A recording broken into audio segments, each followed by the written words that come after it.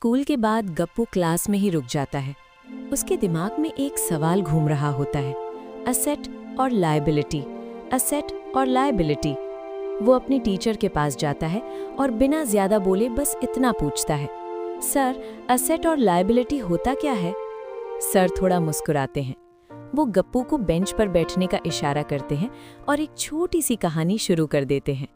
Sir समझाते हैं, जिंदगी में असेट वो होता है जो तुम्हें आगे बढ़ाता है और लायबिलिटी वो होती है जो तुम्हें वहीं का वहीं रोक देती है।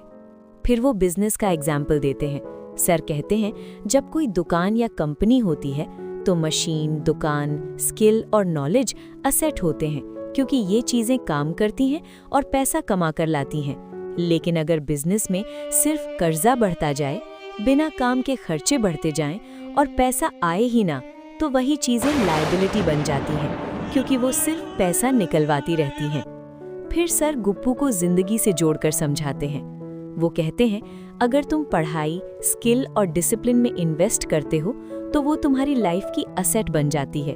लेकिन अगर तुम सिर्फ दिखावा, फिजूल खर्च और आज का मजा कल की परवाह के बिना करते हो तो वही चीजें जिंदगी की लायबिलिटी बन जाती हैं। सर आखिरी बात बहुत शांत आवाज में कहते हैं, बेटा बिजनेस हो या जिंदगी, जो चीज तुम्हें ग्रो कराए वो असेट होती है और जो चीज तुम्हें धीरे धीरे खोखला करे वो लायबिलिटी होती है।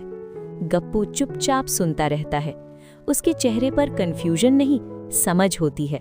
और उस दिन गप्पू सिर्फ असेट लायबिलिटी नहीं समझता, वो ये भी समझ जाता है, सबसे बड़ी असेट इंसान खुद होता है और सबसे खतरनाक लायबिलिटी बिना सोचे लिया गया फैसला।